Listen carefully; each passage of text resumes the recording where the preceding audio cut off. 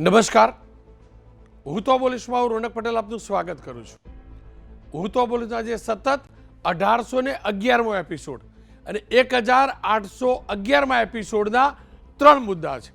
પહેલો મુદ્દો છે કોણે તોડ્યો અશાંત ધારો. બીજો મુદ્દો છે પરમિટવાળા પેગમાં ગોલમાલ, એક જબરજસ્ત કૌભાંડ દારૂના હેલ્થનું જે પરમિટ મળે છે ને એની અંદર સામે આવ્યું છે, એટલે બોલવું છે અને સમજવું છે. અને ત્રીજો મુદ્દો છે સર્વિસ પડી ભારે. એ પોલીસ કર્મીઓ જેમને પાટણની અંદર આરોપીઓની સર્વિસ કરી હતી તેમના વિરુદ્ધ કાર્યવાહી થઈ છે. કયા પ્રકારની કાર્યવાહી થઈ છે એ સમજવું છે. પણ શરૂઆત કરીએ અશાંત ધારાનો ખોટી રીતે દુરુપયોગ અધિકારીઓ કેવી રીતે કરે છે, અશાંત ધારો તોડવા માટે કેવા પ્રપંચ થાય છે ને એના પર્દાફાશથી.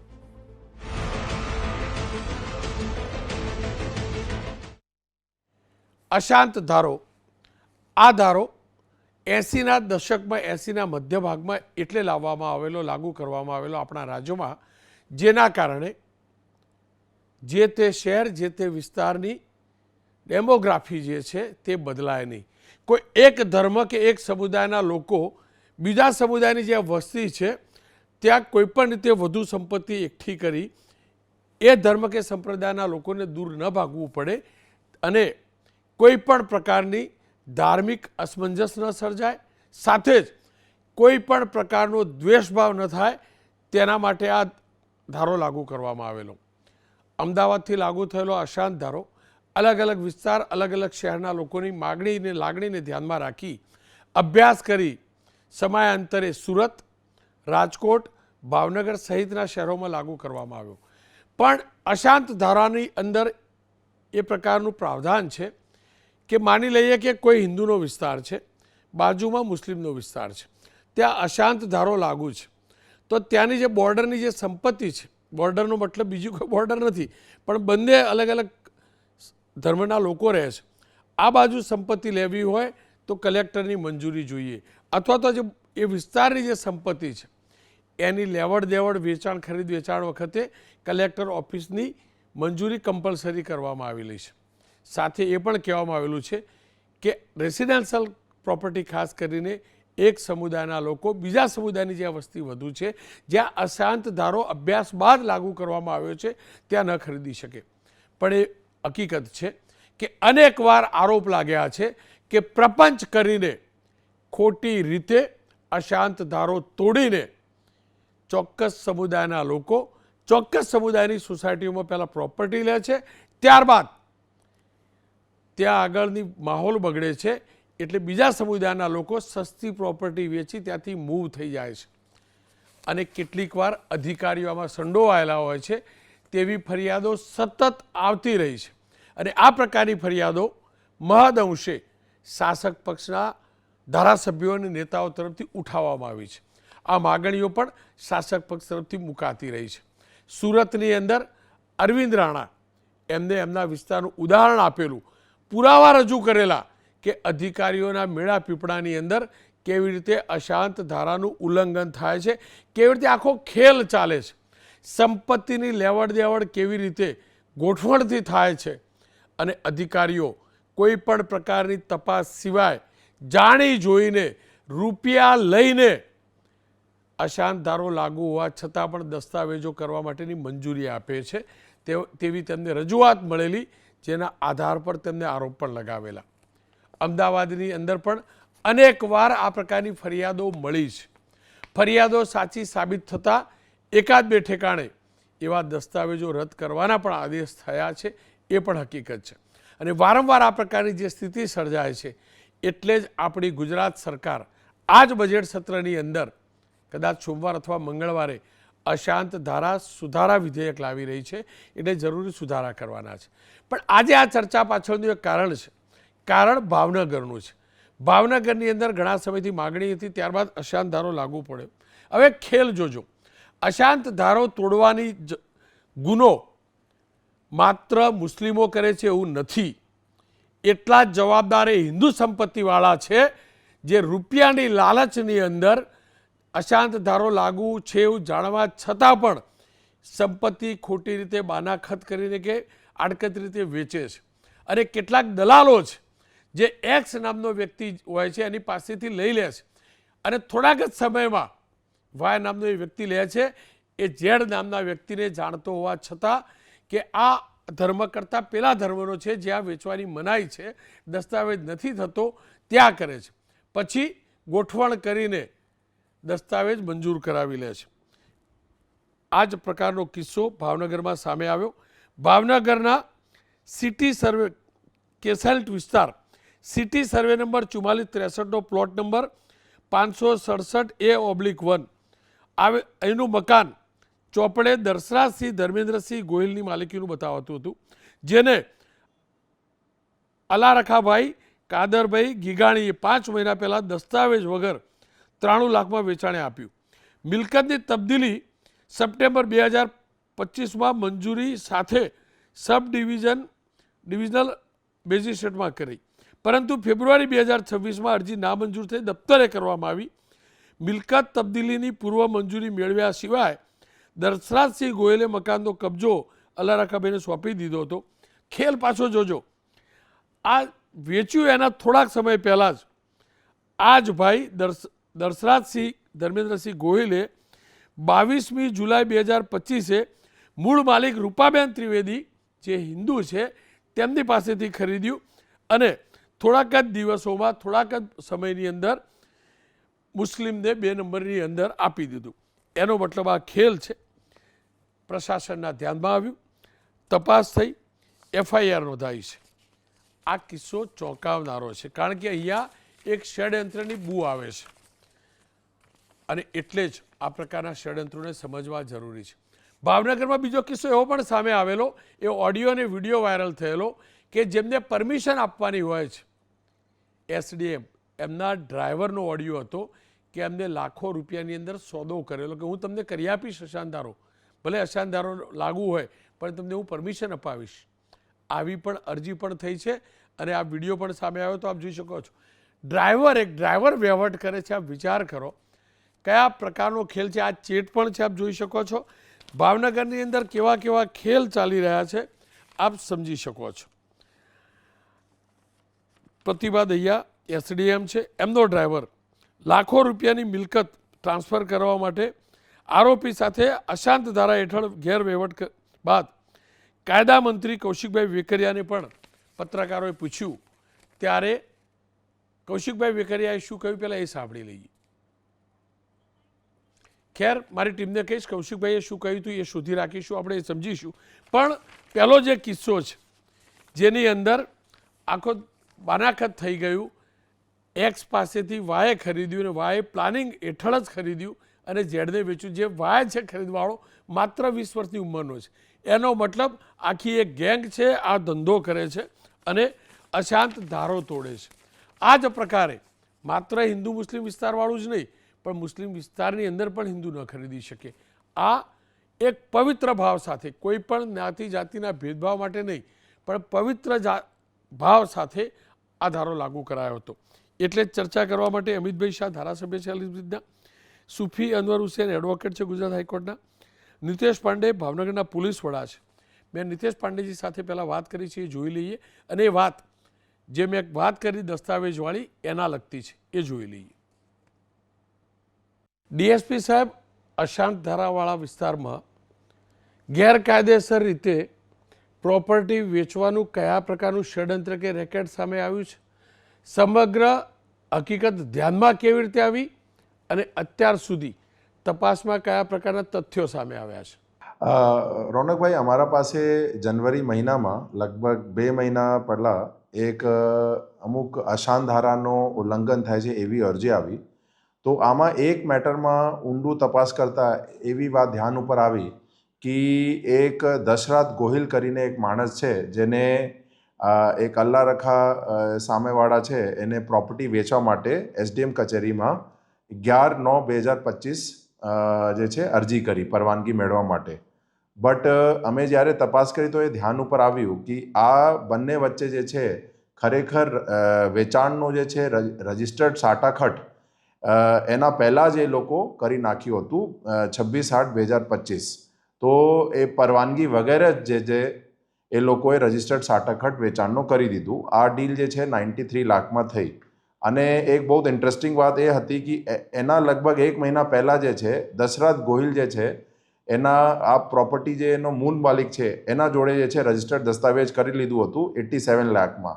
તો 1 મહિનામાં જ જે છે એ લોકોએ અલ્લા રખા જોડે ડીલ થઈ ગઈ અને એના 20 દિવસ પછી જે છે એ લોકો જે છે એસડીએમમાં પરવાનગી માટે એપ્લાય કરે છે.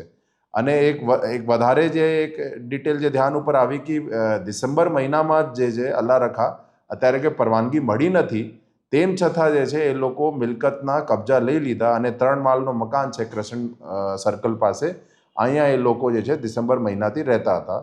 એ બધું અમારા ધ્યાન ઉપર આવતા અમે એની રિપોર્ટિંગ જે છે કલેક્ટર ઓફિસમાં કરી, પછી એસડીએમ ઓફિસમાં એ મેટર ગઈ અને એસડીએમ જે છે થોડા દિવસ પહેલાં એમાં એફઆઈઆર કરવા માટે ઓર્ડર કર્યું. અને ઓર્ડર કરીને અમે અશાંતધારાની કલમ 9A મુજબ જે છે ગુનો દાખલ કર્યું. દશરથ ગોહિલ અને અલ્લા રખા આ મૂળ આરોપી છે અને જે બીજા નામ તપાસમાં ખુલે. એવી રીતે જે છે પ્રાથમિક ડિટેલ અમારા ધ્યાન ઉપર આવી છે. તમને શું લાગે છે, આ એક પ્રકારનું ષડયંત્ર છે કે અશાંત ધારાવાળી પ્રોપર્ટી જે એક સમુદાય બીજાને નથી વેચી શકતો તે વેચવા માટેનું અથવા ત્યાં ઘૂસવા માટેનું પ્રોપર પ્લાનિંગ હોય, એક વ્યક્તિની સંપત્તિ હોય, એ બીજો વ્યક્તિ ખરીદે, ત્રીજા વ્યક્તિને વેચે, બાનાખત થાય, પાછળથી દસ્તાવેજ થાય, 2 નંબરમાં આખી પ્રોપર્ટીમાં ઘૂસપેઠ થઈ જાય અને નિયમ તોડીને આખો ખેલ પાડવામાં આવે. શું પહેલો વ્યક્તિ જે વેચતો હોય છે અને બીજો વ્યક્તિ ખરીદતો હોય છે તેને આ ષડયંત્રનો ભાગ હોય છે, તેના ધ્યાનમાં હોય છે કે ખોટું કરી રહ્યો છે કે સહજ ભાવે અજ્ઞાનતામાંથી થાય છે? ષડયંત્ર છે શું? હા, એમાં એવું છે કે જે આપને કહું કે જે અત્યાર સુધીમાં જે તપાસ છે કાયદા ક્લિયર છે કે કોઈ પણ અશાંત ધારામાં જે મિલકત હોય એની કોઈ પણ મેડિકલ તબદીલ જે છે એ જે પણ જે ધારો કે અમારે એસડીએમ શહેર છે એની પરવાનગી વગર આપ કરી નથી શકતા. તેમ છતાં એ લોકોએ જે છે પહેલાં રજિસ્ટર્ડ સાટાકટ ખરીદી દીધું વેચાણનો અને અત્યારે પછી જે છે એ લોકો પરવાનગી માટે એપ્લાય કરે છે તો એને એવું લાગે છે કે પરવાનગી તો ગમે તે રીતે મળી જ જશે, એક ફોર્મેલિટી જેવું છે. અને પછી જે છે એટલું એને બીક નથી કાયદાની કે એ પછી 3 મહિના પછી અહીંયા રહેવા માટે પણ આવી ગયા છે. અને બીજું એક વસ્તુ જે છે કે આ રજિસ્ટર્ડ જે સાટાકટ થયું એના 1 મહિના પહેલાં જે છે દશરથ ગોહિલ જે છે એ લોકો એના મૂળ માલિકથી એ લોકો મિલકત ખરીદી લીધી. તો આ બધા ચેઇન ઓફ ઇવેન્ટ્સ આપ જો તો ખરેખર એક પ્લાનિંગ છે, એક ટાઈપનો કાવતરા છે કે આ મિલકત કેવી રીતે જે છે અલ્ટિમેટલી કાયદા વિરુદ્ધ એક માણસને આપવી છે અને એના માટે એક બધું વ્યવસ્થિત ડિટેલ પ્લાનિંગ જે છે એના થકી આ બધું કરવામાં આવે છે. એક આપને એક જે અમે અત્યારે તપાસ કરતા હતા તો જે એનો મૂળ માલિક જે છે એના જ્યારે અમે પૂછપરછ કરી તો બેસિકલી એને એમ કીધું કે આ લોકો આજુબાજુના જે લોકો રહેતા હતા આ લઘુમતી સમાજના છે અને આ બેન એકલી રહેતી હતી અને ઘણી વખત જે છે હાડકા ફેંકશે, આ લોકો જોડે એની કોઈ માથાકૂટ થાય, આ લોકો જોડે એની કોઈ બોલાચાલી થાય, પછી છેલ્લે ત્રાસીને એને અહીંયાથી નીકળવું હતું અને એના બાબતે આ બધી બહેને જે છે દશરથ ગોહિલ જોડે ડીલ કરી. ડીએસપી સાહેબ, એનો મતલબ એ થયો કે આ દશરથ ગોહિલ નામનો જે વ્યક્તિ છે એ આ જ પ્રકારની પ્રોપર્ટીઓ ખરીદી અને એનો આખો ખેલ પાડવાનું રેકેટ ચલાવે છે, એની સાથે કોઈ લોકો છે અને આખું એક ગોઠવણ વ્યવસ્થા અશાંત ધારાની અંદર બીજા સમુદાયના લોકોને ગેરકાયદેસર રીતે કેવી રીતે ઘુસાડવા એનું પ્લાનિંગ અને ષડયંત્રનો ભાગરૂપ આ બધું થઈ રહ્યું છે. આ દશરથ ગોહિલ છે તેની શું ભૂમિકા છે, તેની પાછળ કયા પ્રકારના ભેજા લાગી રહ્યા છે? હા, એ દશરથ ગોહિલ તો ખરેખર દશરથ ગોહિલની તો ઉંમર 20 વર્ષ જ છે અને એના પાછળ જે છે બીજા પણ લોકો છે જે અત્યારે તપાસ ચાલે છે, એના નામ ધીરે ધીરે આરોપી તરીકે ખુલશે ખરા. તો આવી એક એમો જ છે કે એ લોકો પ્લાનિંગ સાથે કોઈ પર્ટિક્યુલર મિલકત ટાર્ગેટ કરે, પછી જે છે એ લોકો બધું કાગળિયા કરીને બધું ડીલ કરીને પછી જે છે એઝ અ ફોર્મેલિટી એ લોકો પરવાનગી માટે અશાંતધારામાં એપ્લાય કરે છે. અને આમાં જે પ્રાથમિક એવી માહિતી મળી છે કે જે દશરથ ગોયલ પક્ષના જે લોકો છે એના મગજમાં એવું હતું કે ભલે પરવાનગી ના મળે બટ હાઈકોર્ટથી એ લોકો હાઈકોર્ટ સુધી જશે અને પરવાનગી એને ગારંટીડ હજી કે મળી જ જશે. એટલા માટે એ લોકો પહેલાંથી એક સાટાકટ કરી લીધું, પછી કબજા પણ જે છે અલ્લા રખાના પરિવારને આપી દીધા. ભાવનગરના 2 કેસ, એક કેસની વાત ડીએસપી સાહેબે કરી અને બીજો કેસ જે એસડીએમનો ડ્રાઈવર છે એ આખો ખેલ પાડે એવા આરોપ લાગ્યા છે. ઓડિયો વિડીયો સાથે આરોપ લાગ્યા છે, અરજી પણ થઈ છે. કાનૂન રાજ્યમંત્રી કૌશિકભાઈ વેકરિયા ભાવનગર ગયા હતા ત્યારે પત્રકારોએ સવાલ પૂછ્યો, એમને શું કહ્યું એ જોઈ લઈએ. જે રીતની વાત થઈ રહી છે એ પ્રકારે મેં તમને અગાઉ પણ કીધું કે પોલીસ આમાં તપાસ કરી રહી છે અને તપાસના મૂળ સુધી જવા માટે સરકાર દ્વારા પણ સૂચના આપવામાં આવી છે. મેં પણ પ્રભારી મંત્રી તરીકે પ્રાંત અધિકારી ઉપર જે પણ આક્ષેપો લાગી રહ્યા છે મેં પણ પોલીસને પણ સૂચના આપી છે કે તપાસના મૂળ સુધી જવાનું છે. એમાં કોઈ પણ હોય, એમાં કોઈ પણ પ્રકારની બાંધછોડ કરવા માટે સરકાર કરવા માટે ક્યારે પણ માગતી પણ નથી. જો એ હું તમને પૂરા વિશ્વાસ સાથે કહું છું કે આ જે પણ અશાંતધારાના વિષયની વાત છે, જે પણ ભંગ કર્યાની વાત છે, એમાં જે પણ સામેલ છે કોઈ પણ વિષય છે એમાં સરકાર કડકાઈ સાથે કામગીરી કરી રહી છે અને પોલીસ એમના મૂળ સુધી જઈ અને એની તપાસ સારી રીતે પણ કરશે. કૌશિકભાઈ જે કેસની વાત કરી રહ્યા હતા એ કેસ એવો છે કે ભાવનગરના ક્રિસન્ટ સર્કલ પાસે આવેલા હરિયાળા પાર્ટી પ્લોટ વિસ્તારમાં અતુલ કામદાર નામના વ્યક્તિની માલિકીની 8 દુકાનો આવેલી છે. આ કોમર્શિયલ મિલકત સલીમભાઈ ગનિયાનીને વેચાણથી આપવા માટે એસડીએમના ડ્રાઈવર મોમીનનો સોદેબાજીનો ઓડિયો અને વિડીયો વાયરલ થયો છે. 14 લાખનો સોદો કરી 10 લાખ લીધા હોવાના સીસીટીવીના ફૂટેજ અને ઓડિયો વાયરલ છે. આ અંગે એસડીએમ પ્રતિભા દહિયાએ જણાવ્યું હતું કે અશાંત ધારાનો આપેલો અભિપ્રાય છે તે 27 કે 29 જાન્યુઆરીના રોજ નામંજૂર થયો હતો. આ અંગે મેસેજ મળતા ડ્રાઈવરને તાત્કાલિક છૂટો કરી દેવામાં આવ્યો છે અને આ અંગે એસડીએમે તપાસ માટે જિલ્લા પોલીસ વડાને અરજી આપી છે. જે પ્રોપર્ટીની વાત કરવામાં આવી છે તે પ્રોપર્ટી 1250 ચોરસ મીટરની છે. 2023માં ફાઇલ મિલકત ટ્રાન્સફર કરવા માટે સબમિટ કરવાનું જાણવા મળે છે. સવાલ એ છે કે એસડીએમની જવાબદારી હોય છે, એનો અધિકાર હોય છે, એનો પાવર હોય છે, એની ઓથોરિટી હોય છે આ કરવાની. એસડીએમનો ડ્રાઈવર 10-10 લાખ રૂપિયામાં સોદા કરે અને મારા પ્રદેશના કાનૂનને વેચે, આનાથી મોટું દુર્ભાગ્ય શું હોઈ શકે જો આ વિડીયો સાચો છે તો. અને જો સાચો છે તો પ્રશાસને માત્ર ડ્રાઈવર પૂરતું નહીં પણ આખી સિસ્ટમને ચેક કરવી જોઈએ. કારણ કે એ હકીકત છે કે રૂપિયા કોઈ એમને આપતું નથી. ભૂતકાળમાં કામ થયેલા હોય તો જ કોઈ આપે છે, રેફરન્સ સિવાય કોઈ આપતું નથી. કોઈ ઠગાતું નથી, કોઈ ઠગાતું નથી. ચેનલ સેટ કરે છે અને સેટિંગ કરીને પછી રૂપિયા આપે છે. અને ડ્રાઈવરની તાકાત ન હોઈ શકે કે 10-15 લાખ રૂપિયાની વાત કરે આટલી રકમની. ખેર, અમિતભાઈ મારી સાથે જોડાયા છે. અમિતભાઈ, આ મુદ્દો અમદાવાદમાં વારંવાર તમે ઉઠાવતા રહ્યા છો. કયા પ્રકારના રેકેટ ચાલે છે? અને બીજું, મુસ્લિમ ખરીદે છે, સંપત્તિ મુસ્લિમ ખરીદે છે. કોઈ પણ મુસ્લિમ બિરાદરે જબરજસ્તીથી તો ખરીદી નથી. એને વેચવાવાળો મુસ્લિમના પરિપ્રેક્ષમાં વિધર્મી હોય છે, ક્યાં તો જૈન હશે, ક્યાં તો હિન્દુ હશે. તો અશાંત ધારાનું ઉલ્લંઘન કરવાવાળો તો હિન્દુ કે જૈન છે. મારી પાસે 2 જાતની ફરિયાદ આવી છે. નૂતન સર્વોદય સોસાયટીમાં પહેલાં હિન્દુને બતાવવામાં આવ્યો હતો પાલડીમાં કે ખરીદનાર હિન્દુ છે અને પાછળથી પૈસા પેમેન્ટ થઈ ગયા પછી મુસ્લિમ લાવી દેવામાં આવ્યો, બાનાખત કરવામાં આવ્યું.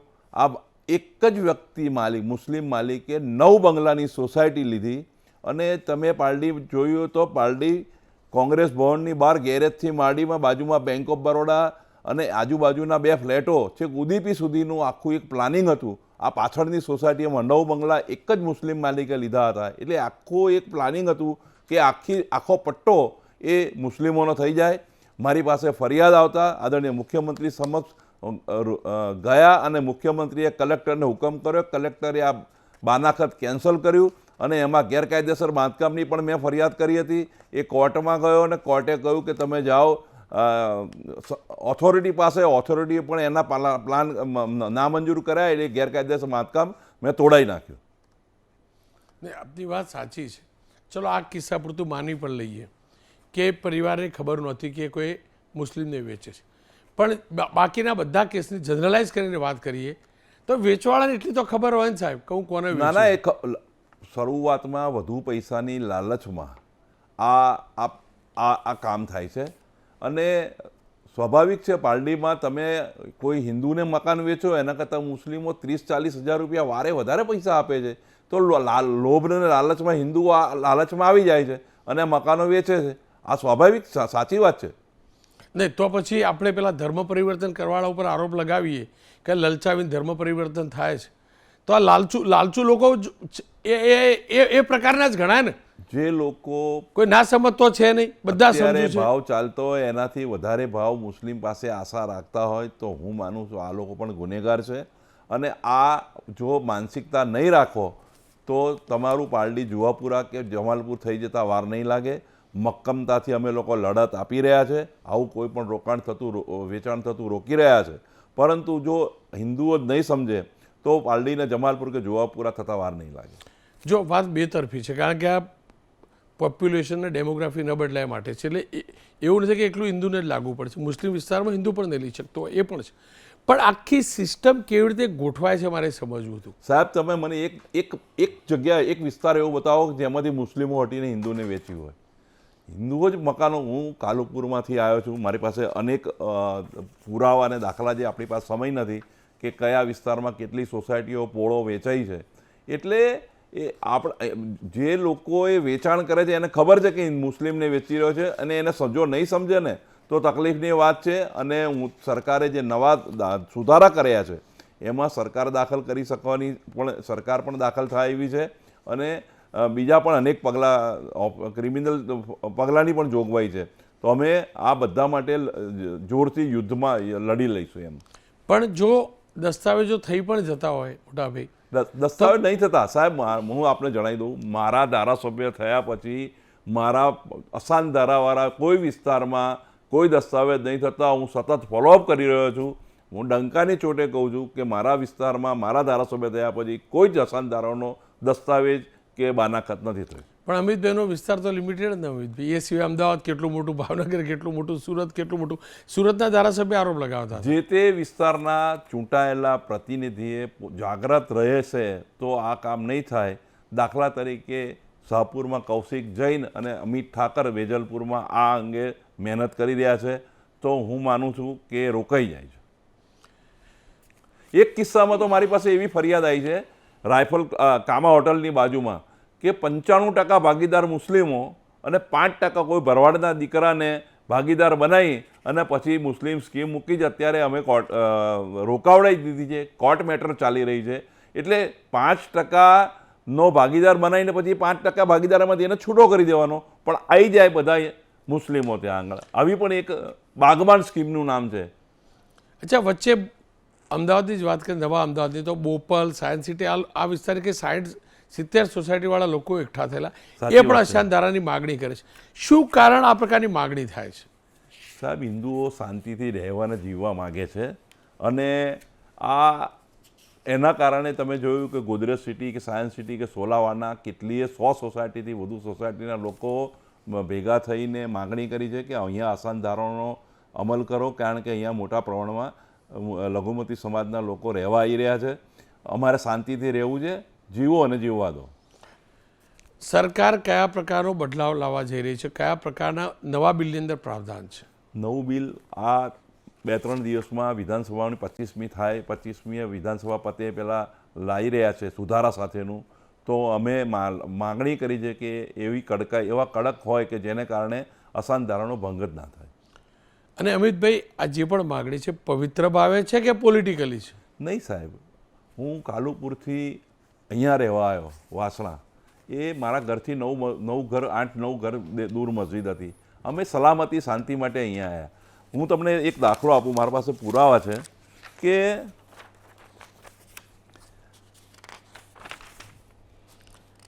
જી અમારે ત્યાં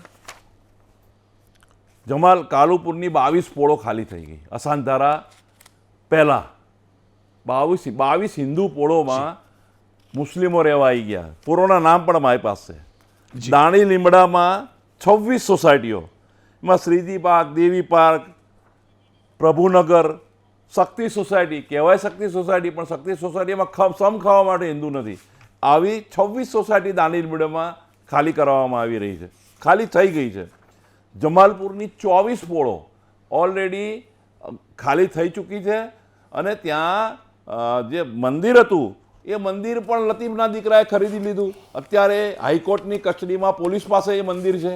એટલે જો મંદિર જ વેચાઈ જતું હોય, મંદિર જ ખાલી કરાવી દેતા હોય તો મને લાગે છે કે અસાનધારો ના હોત તો આ શક્ય જ ના બન્યો હતો. મેં આદરણીય મુખ્યમંત્રીશ્રીનું ધ્યાન દોરતા હર્ષભાઈ અને મુખ્યમંત્રીશ્રીએ પોલીસને કહીને, પોલીસે આજે એક પોલીસના કબજામાં છે, પૌરાણિક હનુમાનની જગ્યા છે, ત્યાં એક જમાના ડોન સરદાર ખાનના બંગલા બની ગયા છે, ઐતિહાસિક વાવ પૂરીને ફ્લેટો બનાવી દીધા છે. આવું અનેક જગ્યા થઈ રહ્યું છે સાહેબ. પણ તમે આ વિરોધ કરો તો સેટિંગ કરવા માટે કોઈ લોકો આવતા હશે તો ખરા ને? સાહેબ આવે છે ને, શું કે અને કેવા લોકો લઈને આવે સેટિંગ કરવા? સામ દામ ભેદ દંડ બધી જ રીતે બધી જ જાતના લોકો આવે છે, લાલચો આપે છે, ધમકી આપે છે. અને ધમકી આવે એટલે મારા ઘરની આજુબાજુના ગલ્લા પર લઘુમતી ગુંડાઓના છોકરાઓ ફરતા હોય છે. મને પોલીસ પ્રોટેક્શન આપ્યું છે ગુજરાત સરકારે. સવારથી સાંજ સુધી મારી જોડે એક પોલીસ હથિયારધારી પોલીસ હોય છે. એટલે મોતના ભય સાથે, કોઈપણ જાતના ડર વગર, હું ગભરાયા વગર, આ કોઈપણ લાલચમાં વશ થયા વગર, મને એક જણાએ તો એવું કહ્યું હતું મારી ઓફિસમાં આવીને કે 25-50 લાખ રૂપિયા ભારતીય જનતા પાર્ટીમાં આપું, તમારી કિંમત બોલો તમે. મેં એને કહ્યું અસાનધારો ભારતીય જનતા પાર્ટી પાર્લામેન્ટથી પંચાયત સુધી ક્યાં લેવલનો વ્યક્તિ હતો? કોર્પોરેટર હતો, ધારાસભ્ય હતો, પૂર્વ ધારાસભ્ય? હા, મોટો માણસ હતો. એની જોડે જ આવ્યો હતો, એ ભાઈ મંગલાવાળા જોડે જ. મેં કહું ભારતીય જનતા પાર્ટી પાર્લામેન્ટથી પંચાયત સુધી સરકારમાં છે, અમારી પાર્ટીને અસાનધારો, મારી પાર્ટીને કે મારે અસાનધારાના કોઈ પૈસા જોતા નથી અને હું પ્રજાને ખાતરી આપું છું કે હું છું ત્યાં સુધી પાર્ટીને જમાલપુર જુવાપુરા નહીં થવા દઉં. આપ તો ખૂબ ખૂબ આભાર. સૂફી અનવર હુસેનજી મારી સાથે જોડાયા છે. સૂફી સાહેબ, હું જરાય નથી કહેતો, અમિતભાઈ જે વિચારો એમના વ્યક્ત કર્યા એ પ્રમાણે કે મુસ્લિમ એ વિસ્તારમાં હોય તો તોફાન કરતો થઈ જાય, ધમાલ કરતો થઈ જાય, અશાંતિ થઈ જાય. પણ હા, આ ધારા પાછળનો આશય એ છે કે કોઈપણ એક સમુદાયની વસ્તી એક વિસ્તારમાં માઇગ્રેટ વધુ ન થઈ જાય, જેના કારણે ડેમોગ્રાફીને બદલાઈ જાય. તમારો અનુભવ, તમારો આકલન શું કહે છે?